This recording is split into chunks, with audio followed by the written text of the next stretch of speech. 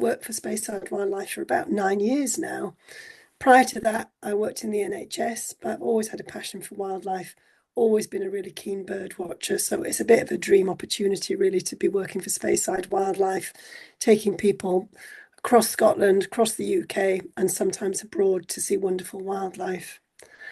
This evening really was a chance to say hello to everybody after we've all had some time off over Christmas. Hopefully it'll give you a chance to reminisce over holidays that you've been on in the past. There'll certainly be a few familiar places that you'll see and recognise, I'm sure, and probably a few familiar faces too. Maybe it gives you a chance to dream of holidays to come. Because obviously that's what we want to do. We want you to come on holiday with us. Or maybe it's just going to be an opportunity to look at some photographs of the beautiful Scottish Highlands, the Inner Hebrides and the wildlife, and just dream. So whatever, please just sit back and enjoy. I think I should talk for about 35-40 minutes, unless I waffle on or rush too much. My rehearsal was about 40 minutes. So first of all, I'm going to the Inner Hebrides. Where are they? I think most of you probably know.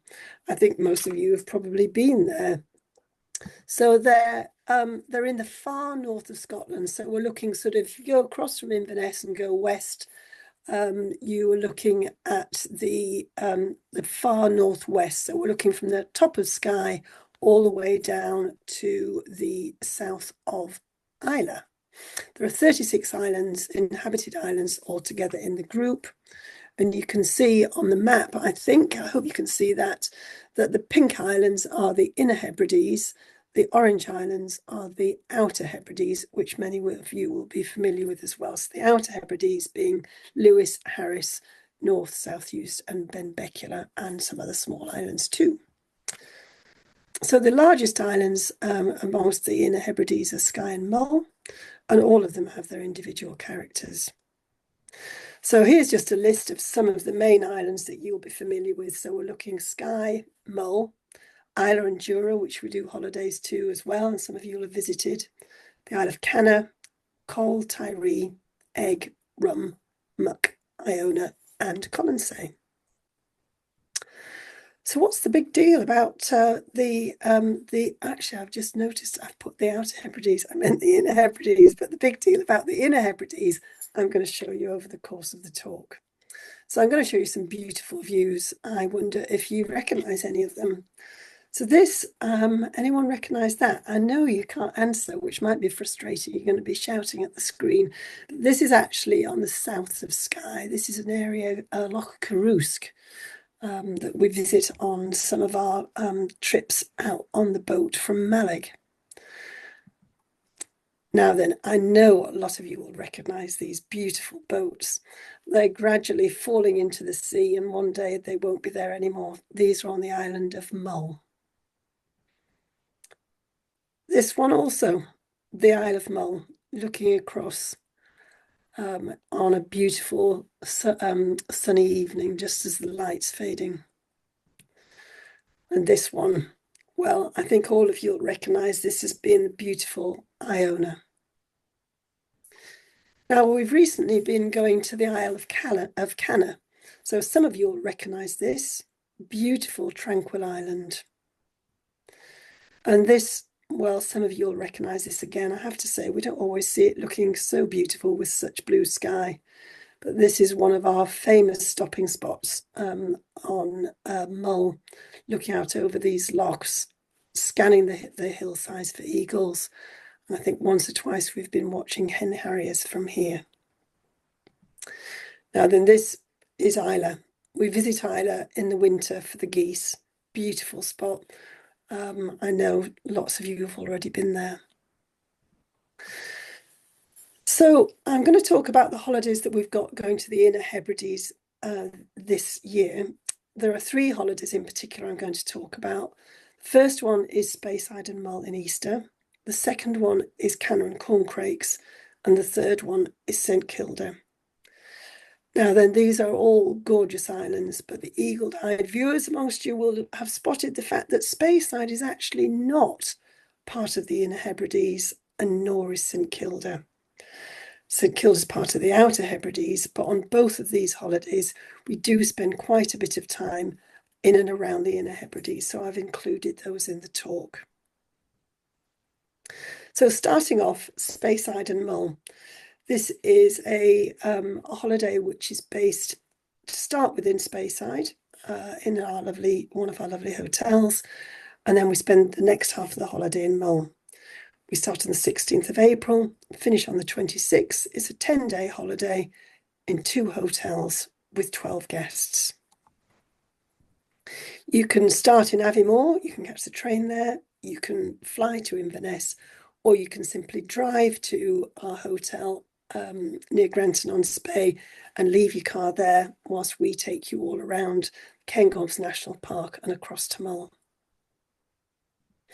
So this is our hotel that we use in the Cairngorms National Park. It's a beautiful traditional hotel in lovely grounds where we have red squirrels and crossbills. It's a real delight of a place, and everybody that stays there falls in love with it. We're looked after so well. It's just a gentle, quiet, unpretentious place to stay. Actually, at some point, I think it was owned by the family that have Hartley Jam.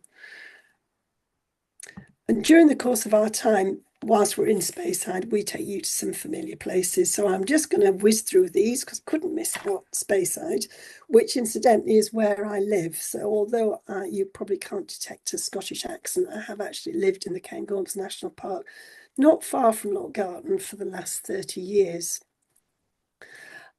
So all of you will recognise Lochgarten, and the sorts of wildlife we look for and around these areas are birds like crested tit.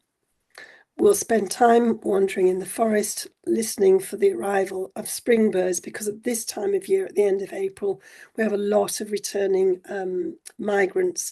So the air is often filled with the deafening almost sound of willow warblers. And we'll be hoping for early redstart and maybe wood warbler, though that time of year is probably a wee bit early for those particular migrants. So you can see the forest is starting to turn green. This one here, you'll recognise probably is Abernethy Forest, where we'd hope to catch sight of a crossbill. They fly from the tops of the trees, and very conveniently, they do perch right at the tops of the trees. So if we're lucky, we can get some quite good views. And on, again, looking at Lochgarten, always a favourite spot. And of course, Lochgarten is synonymous with ospreys. And ospreys will have returned to the area probably about a month before this holiday. So they'll be setting up on the nest sites, maybe even on eggs by this stage. Lochmalachy is another famous stopping spot. And of course, we'll be looking out for red squirrel. Slavonian grebe, beautiful Slavonian grebes, which should be on some of our small lochs. And anyone recognise where this is? Beautiful day. Wish all our holidays had got weather like this. So this is Loch Daub. This time of year, we're looking for black-throated diver. There's a breeding pair of black-throated diver here, which often give us fantastic views as they come by the shore, catching that gorgeous black throat, which almost sort of shines purple and blue in the sunshine. This time of year is a great time to go and watch the black grouse lek. So we'll be spending an early morning going to look for the black grouse, which is not far from the hotel. Now, this time of year, the weather is a bit unpredictable. So we do go out in all weathers. This cheerful lot were absolutely, it was pouring down. But sometimes we get beautiful weather too. So we just keep our fingers crossed. Everyone recognise this spot? This is the Findhorn Valley. Obviously, it's a great place to look for eagles. But it's also a really good place to look for mountain hare as well. This one just coming out of its winter pelage as the snow recedes. So final slide of the Cairngorms National Park before we really do go to the Inner Hebrides. So after exploring the wildlife of the Cairngorms National Park, I just wanted to mention, I don't know if anybody watched the Christmas special of Spring Watch, but every time they came to Scotland, they came to the Cairngorms National Park. It's such a special place to see so much amazing wildlife. So this hopefully is a holiday that might tempt you to come to Cairngorms National Park and also to the other amazing wildlife island of Mull. So one of the things that I pride myself on is making sure we have lots of comfort stops on a wildlife holiday. This actually is quite an important thing. So on our journey, which is a beautiful journey from Cairngorms National Park to Oban, where we catch the ferry, we stop at Marks and Spencer's, we get a packed lunch, and we use the loos. So I'm just mentioning that because it often is an anxiety that people have. Lots of loose stops. We have lots of loose stops on my holidays, believe you me. So once we get to Oban, we get on the ferry. Sometimes it's quite a interesting adventure for the drivers. This particular ferry gave us 4 inches to spare when they closed the door. Quite tight, I have to say. So we go to Oban to catch the ferry, and Oban Harbour is actually a fantastic place to do some wildlife watching. And one of the highlights of Oban Harbour is these beautiful black guillemots. So they sort of like dance over the water, they'll duck down into the clear seawater, and you see those beautiful red feet as they go down. So we're kept entertained whilst we're waiting for the ferry to move. And sometimes we're really lucky and get Great Northern Diver in the harbour. But certainly as we go out to sea, divers can be around. So we're looking for mainly red-throated and Great Northern divers. So out at sea, we hope to see gannets. We should see other seabirds too. And we can also look for cetaceans. If we're really lucky, we might get pods of bottlenose dolphin or common dolphin.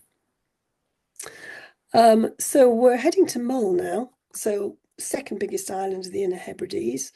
And we are going to Craignure on the east coast, northeast coast of Mull.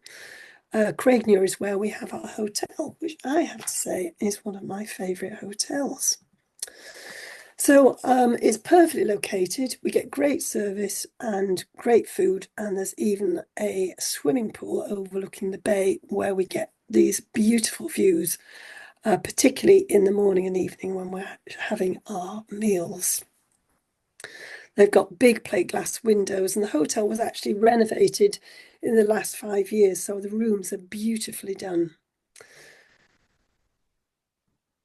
These are some of the views that we get whilst we're sitting eating dinner. It's quite distracting and always a good idea to take your binoculars with you. You can see the hills in the distance. Those are on the mainland. Glencoe, I think, though, we're looking across at.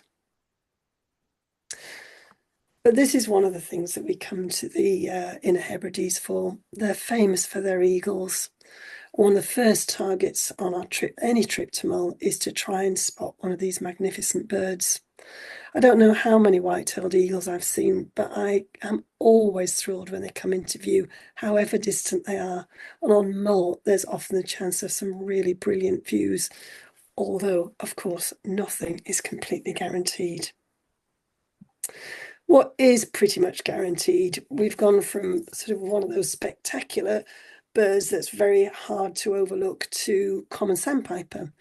These birds come in the spring and they announce their presence. And it was one of those things on our recent holidays to Mull that people said, common sandpipers are everywhere. And indeed, they just turn up all along the shores, piping their presence, making contact calls with their mates, and also just declaring where their territory is. They're delightful birds, and because they're quite common, we often overlook them. We really shouldn't. We should just spend a bit of time enjoying them because they're absolutely beautiful. Now then, the next and probably most challenging species on Mull, but the one that everybody wants to see, of course, is the otter. It's a bit of a nightmare of mine to miss out on otter on Mull, and I know the relief in my voice is audible when we finally find one. Mull's a great place to look for otter. It's probably the best place in the UK to look for them. But although there are a lot of them, they aren't always easy to find. So it does require a bit of luck, a bit of patience, and often quite a lot of time. But the joy that otters bring is just unsurpassed. Last year, I remember standing watching otters in a bay, and a few people kind of joined us, and they sort of just quietly came up, and we all just sort of stood absolutely silent as the otters just sort of played in the water, and their tails would flick up and then they'd disappear. We were all just spellbound. It's like we're like hypnotized by them in some way. They're just a thrill whenever you see an otter. I don't think I'll ever get bored of looking for them, the thrill of finding them, and then just watching them. And actually, that's one of the big things about wildlife holidays, I think, is that shared joy of seeing something amazing and just sharing it with the other people on the trip. And it doesn't matter whether it's an otter, whether it's an eagle, whether it's just finding a plant and identifying a plant, or seeing a butterfly, or a stunning panorama, or common bird just looking exquisite in a particular light. There's a certain something about just sharing the joy of wildlife. So all around the shores of Mull, which we'll spend a lot of time doing, just sort of cruising around. Unfortunately, or fortunately maybe, we get quite a lot of seals, and seals sometimes look like otters. So we get quite a lot of false alarm. So we've got a relaxing grey seal here with that. I always think it's more of a sort of straight Roman nose, and then common seals as well. So there's plenty of opportunities for seal watching when we're on Mull. But there are other birds that we really sort of want to see. And Treat on the Hebrides is a sight of a male hen harrier floating across the moor. There are several pairs on the island, and so catching sight of one, there's a good chance of us doing that. But it's always all eyes on the moorland, always hoping that we get a good view of a male. Of course, the females are beautiful too, or the brown birds are beautiful too. And sometimes, if we're really lucky, we might get a few food pass between them. So birds of prey are obviously a really important part of any holiday on Mull. And this is the kind of sight that we hope for. Now, I was told off by a colleague of mine because I always put my phone when I'm recording in portrait mode. And I now realise why it's important to have phones on landscape mode when you want to show people something like this.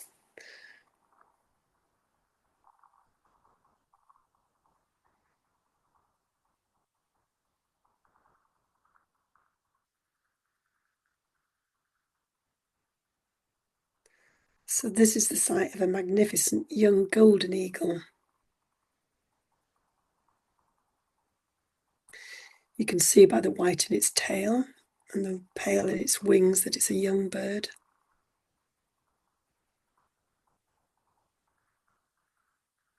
It's quite windy. The joy of this is when you see a bird flying against a hillside, you actually get a much better view of the colours and you can see the bird a lot better. So that's the kind of moment you kind of really hope you're going to get on a holiday on Mull or any of the Inner Hebrides Islands, to be honest. There are also other raptors, so good chances of peregrine, merlin and sparrowhawk. And we're really lucky up in the north of Scotland and in the Inner Hebrides. We're actually still getting lots of cuckoos visiting. And the sound of the cuckoos arriving, they can be quite noisy, much easier to hear than to see. So we hope we'll be able to catch up with cuckoos. I know a lot of you down south don't see them as much, which is a real sadness, but we certainly seem to be a favoured spot for cuckoos passing through. And the arrival of redstarts and wood warblers really sort of brings those spring sounds to the fore. We may be a bit early in the Easter holiday for these birds, but sort of visiting Mull a bit later on, certainly we should stand good chances of seeing them. Their song is what we're listening out for. And the song that we will be hearing a lot of when we're on the Inner Hebrides on this holiday is willow warbler. Very distinctive. Now, leaving Mull is always a bit of a difficult thing to do, but leave Mull we must. And before we leave, we always want to see if we can get just one more look at a white-tailed eagle. And there are one or two spots that we can go where we often get them sitting in the trees, looking down on us with disdain. So I've just talked you through the Mull, the Speyside and Easter holiday. Sorry, the Speyside and Mull at Easter holiday. Just to give you a flavour of the sorts of things that we would do on Mull whilst we're there on the Inner Hebrides. We'll also be popping over to Iona on that holiday. But I'm going to talk a bit more about Iona on this particular section because we spend a bit more time on Iona, but it gives you a bit more of a chance to hear about Iona. So this is a slightly different holiday. We start at the end of May, so later spring, beginning of the summer. It's a 10-night holiday. We spend those 10 nights in 4 different hotels. We start in Inverness, so you can either catch the train there or the bus. You can fly there or you can drive there. And you can leave your car in the car park at the hotel. So I've already really said this. We spent 3 nights on Mull. We have 2 nights on Iona, which is an extra special treat. We have 3 nights in Mallaig and a night at Inverness, either end. And another a real treat on this trip and a real favourite aspect of it for me and the guests is that we spend 2 days on a privately chartered boat. We see lots of wildlife and lots of beautiful things, and we have a very lovely time on this holiday indeed. So it's a small group, just 10. The reason for that is that the boat only takes 10 and 2 guides. We go to some of our favourite places and lots of special treats, going to special places, lots of beautiful things that we do on this trip. So once again, we're looking for spectacular wildlife of the Inner Hebrides. We're looking for white-tailed eagle, and we're looking for otters, and of course golden eagle. Another beautiful shot of a black-throated diver and red-throated diver. Often we see these out on the water, out on the sea, so they're not always as easy to and clear to see as this. And the air at this time of year is just filled with song. Tree pipits, they always perch on the tops of trees and then they parachute up, coming down, ascending and singing. And with luck, we might catch up with windchat. Not always an easy bird, but we've got a couple of places where we see them quite regularly. Always exciting to find a windchat. Beautiful birds. And of course, no trip to Mull is complete without a quick visit to Tobermory. Hopefully there's a bit of time to just sit and enjoy Mull on this holiday as well. You can see this is a time when the wildflowers are out, foxgloves are flowering. We had beautiful bluebells this year, and we stumbled across this beautiful marsh fritillary. The air on Mull is just exquisite. It's clear, it's fresh. Even at this time of year, it can be quite chilly. You can see we're quite wrapped up. But just looking out over here, we've got the chance of seeing otters out on the water across this hillside. Actually, the video that I showed you earlier of the golden eagle is on this hillside, not this time of year, but on the same hillside opposite there. So just wandering, just enjoying the views, enjoying the fresh air. Beautiful way to spend our time. Always looking, of course, for a great view of a white-tailed eagle. So we can't do any presentation on Scotland without including Highland cows. Now, they are delightful characters, but they can also be quite stubborn characters because when they get in the middle of the road, they go at their own pace. They're not in any rush at all, and they have delayed us on several occasions around Mull. Always a bit of fun. But look at those horns. You wouldn't want to get those in the side of the van, would you? They're also quite cute. Now, as we're driving around, there are sort of the roads on Mull are quite narrow, but we do go off on some of the smaller roads. And there's a particular road that we always enjoy going to look for a hen harrier and choosing a very beautiful spot for lunch. I always come round the corner hoping nobody's actually nicked our lunch spot, and we've been lucky so far. Now then, I think there are some familiar faces here. I don't know any of these. Yes, some of you are watching. You'll know, you'll recognise yourself there. Where is this, though? I'm sure some of you will recognise it. It's Calgary Bay, one of our favourite spots on Mull. The views on Mull are just incredible, really. And I sometimes love coming back in the sort of late afternoon where the light changes and you just see the hills in a different perspective. And although it's cloudy, you get this sort of dappled light on the hillsides. So we spent the first part of our holiday, our Canna and Corncrakes holiday, just exploring some of the beautiful parts of Mull. But we leave Mull and we head to Iona, which does deserve a bit of a mention of its own. So this is Iona Abbey, and this is our hotel. Absolutely beautiful hotel. Fingers crossed when we go to Iona, we get great weather. So we arrive at our hotel, we check in, we have dinner, and then we go and look for corncrakes. Iona is one of the best places to look for corncrakes, but they are always elusive. So the great thing about this holiday is the fact that we spend 2 days on Iona, sorry, 2 nights on Iona. And when I put this holiday together, I put it together with Kate Menny. Some of you will know Kate, and it sort of started life on my kitchen table. We wanted to put together all of our kind of favourite things. Kate and I both love Mull. We both love boats. We both wanted to spend the night on Iona, and we both wanted to go to Canna.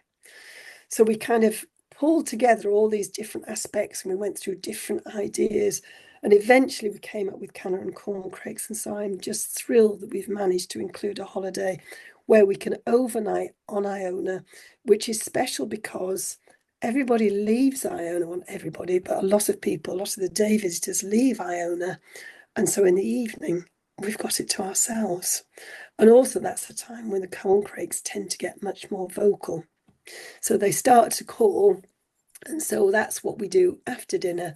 We go for a walk, amble along the road, listen out for corncrakes, and of course we also enjoy some delicious food.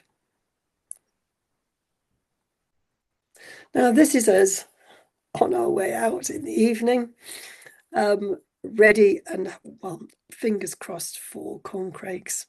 Another familiar faces here, I think. As many of you will know, corncrakes love to be in the depths of these flag iris beds. So actually, when we've been out in the evening, sometimes we've actually seen pods of dolphins out in the water, which I can't just remember what it's called, but it's the Strait of Iona, I think. So we have 2 evenings to explore Iona, 2 evenings to fall asleep, fingers crossed, to the sound of corncrakes. Now, if anybody complains about being kept awake by corncrakes, I shall not find that funny. So we have 2 evenings, but we also have a full day.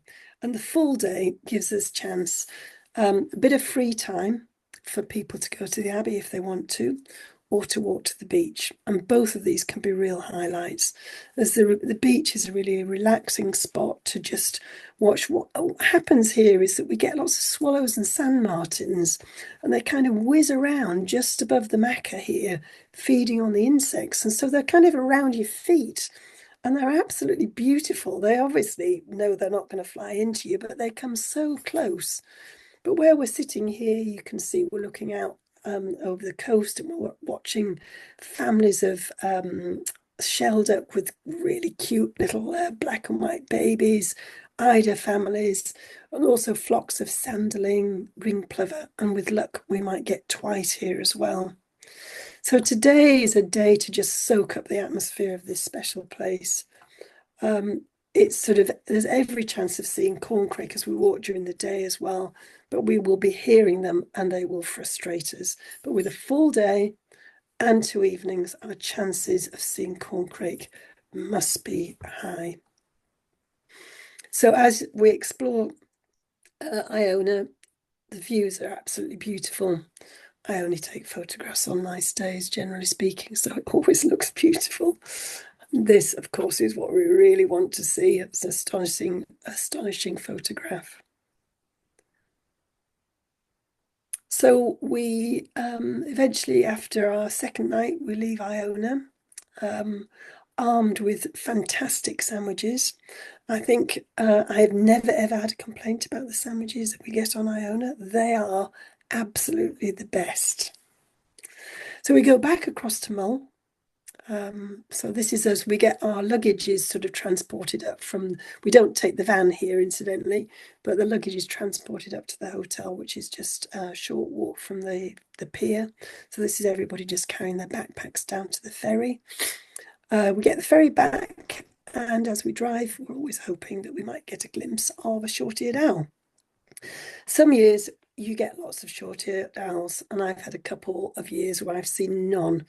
It depends on the voles, and it depends on luck, but certainly short-eared owl is always one of those target species that we hope to catch up with. So we cross Mull, and we are taking a different ferry leaving Mull. We're taking the Fishnish ferry, which is just a sort of 15-minute journey, and we're sort of transported into a different world. We're suddenly into Celtic rainforest. We're into these beautiful, beautiful oak woodlands. And these woodlands are great places to look for wood warbler, redstart, nuthatch, and the rivers that flow through them are good places for dipper and grey wagtail. Real highlight this year. I have a real thing about these banded demoiselles. I just think they're exquisite. So we were all very excited. We've got scopes on them and really enjoy those. And they were definitely some, I think a couple of people had these species of the trip. Just going to take a little water, excuse me. So we're now back on mainland Scotland. So we're away from the Inner Hebrides, but we will be going back to the Inner Hebrides. But we can't. We thought we would take you through some of the Celtic rainforest. There's just remnants of forest, and the oak is just so beautiful at this time of year. This gorgeous, rich sort of lime green. And we stop off at Arundel National Nature Reserve, near Strontian on Loch Sunart. Absolutely beautiful area. And we were really lucky this year. This is actually not a dingy skipper, it's a checkered skipper. We were really lucky this year that the sun came out when we were there, and so the butterflies, the insects, the birds, the flowers were absolutely exquisite. So we have an easy amble along a track, just sort of enjoying the woodland, listening to the birds. I have to say we didn't really get very far because we just kept stopping and looking at everything. It's a great place to look for siskin and redpoll in the trees, in the riverside alders. We spend maybe an hour and a half here, and then we continue our drive, which again is absolutely stunning, flanked by magnificent mature oak woodland. On our left-hand side, we've got Loch Sunart. Excuse me. So here we've got a gentle amble, as you can see, just a nice track to just walk along. So our next stop, unless we get distracted on the way, which of course often happens, but our destination, final destination for the day is Mallaig. So Mallaig is a really lovely small fishing town, a traditional town and a working fishing town where the boats come in and out every day. We have 3 nights in our hotel here. Our hotel, so over the tops of the boats here, I think the hills you can see here are, we're looking towards Skye. But from our dining room, we're looking towards Egg and Rum. Great place to look for the sunset. So again, fabulous food and comfortable hotel, small traditional hotel.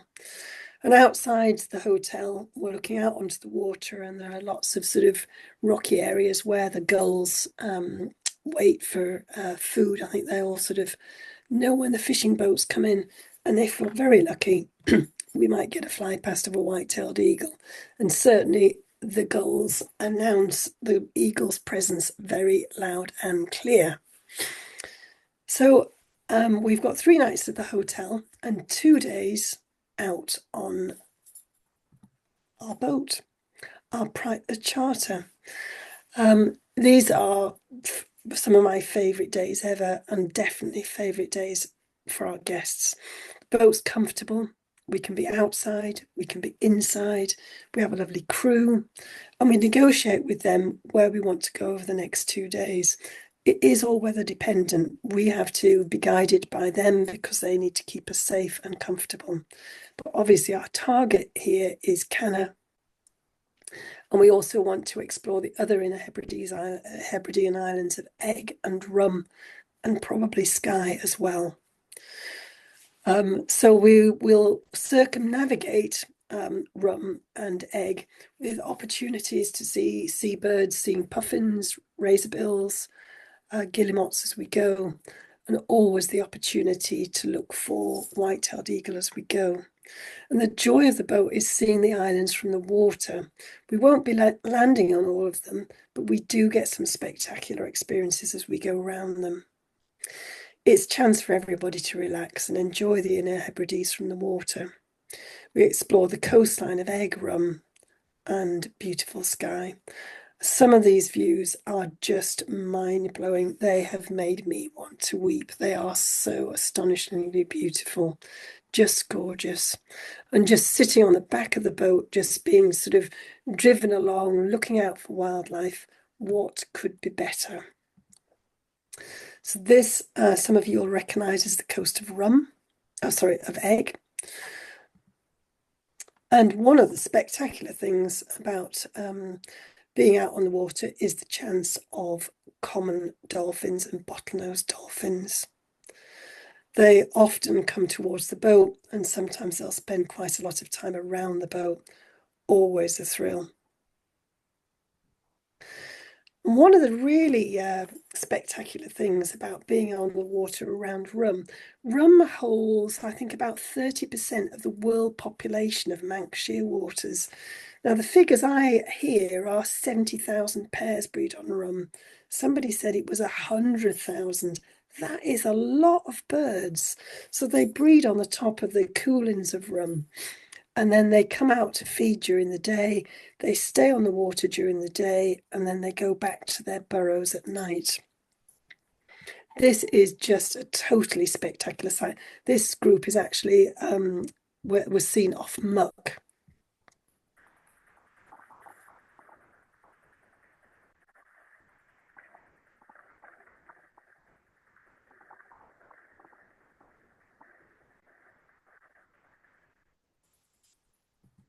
Just amazing.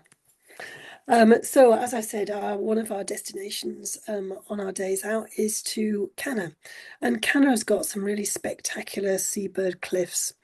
These tall stacks are incredible. This particular one, you can't see it on this photograph, and I'm afraid I don't have a good telephoto lens, but on the top you get this beautiful selection of different seabirds, so you'll get some puffins tucked in the rocks. You get guillemots sitting up there, and razorbills all smart in their black and white, and kittiwakes, and then the beautiful colour of the lichen on the rocks, and you can see the varying colours of the rocks here, from sort of quite pale and going up sort of the basalt columns showing here into the dark, and then into this beautiful green lichen. Bit of a muggy day here, but nonetheless beautiful. And the boat, we just sort of float on the water, and the seabirds are all around us. Cliffs in some places are absolutely covered in kittiwakes, white with kittiwakes, absolutely stunning. And then we get on to Canna, and then we go looking for corncrakes. Elusive again, but always great fun to look for them. And this, of course, is the sort of view we're looking for. Wouldn't that be marvellous? Lots of beautiful plants when we're on Canna. This is sea milkwort, honeysuckle, and yellow flag. Happy people at the end of a trip. Such a fabulous trip. Back to Mallaig for our final night. Quick stop off at Loch Mora. Loch Mora, the deepest loch in Scotland, I think. And then we head back to Inverness for our final night via Loch Ruthven. So St Kilda, I'm just going to talk you quickly through our St Kilda holiday. That's sort of, again, a bit later in the year, 12th of July to the 22nd of July.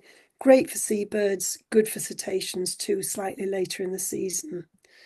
So this is a 10-day holiday, and we spend the whole 10 days living and sleeping on the fantastic Elizabeth G. Just 8 guests, 4 crew, including me. We have a cook, we have a skipper, we have a bosun. The cook is amazing.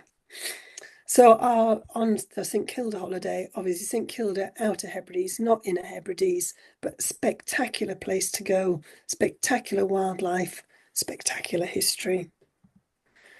On the boat, comfortable, well fed, marvellous, just an experience of a lifetime. On this holiday, we don't just go to St Kilda, and that's why I've included it, because we go to a lot of the other Inner Hebrides islands. So we go to Rum, we go to Egg, we go to Mull, we go to various places where we get to stretch our legs, we get to walk on Harris, we might get to walk on North Uist, and actually exploring some of the Inner Hebrides islands that we sometimes just sail around. Places like Egg and Rum is fantastic, just to get off the beaten track and explore, going and looking for some of the flora and fauna. Always, of course, keeping an eye on eagles, out for eagles. Rum was the place that white-tailed eagles were first reintroduced in 1975. So always really good chances of seeing them breeding on the cliffs and fly past. So this, of course, is Bonksy, great skewer. We see these often when we're sort of just we're traveling around on the boat. And another great opportunity for common dolphin. Common dolphins seem to love our Elizabeth G boat, and they would often join us. And just having them at the bow waves, you could almost reach out and touch them. Just incredible. The speed they go is just magnificent. Bottlenose dolphins, always chance of those. And of course, minke whale. So these waters that we're in around the Inner Hebrides are great places to spot minke whale. They're also great places to spot orca. Then orca are not so easy to track down, but if they're there, we will try and find them for you. And here's what we want to see: smiling faces once we get to St Kilda, but smiling faces at the end of any of our holidays. What could be better? Happy guides, happy guests, full of joy. That's what the Inner Hebrides really are all about. So if you want to ask any questions about these holidays or any of the other holidays that I'm involved with, please feel free to shout up. Thank you very much for listening. Thanks, Sally. That was a really interesting chat, and it's a while since I've been to the Inner or the Outer Hebrides, and it's certainly whet my appetite for going back there in the future, hopefully soon. So thank you very much.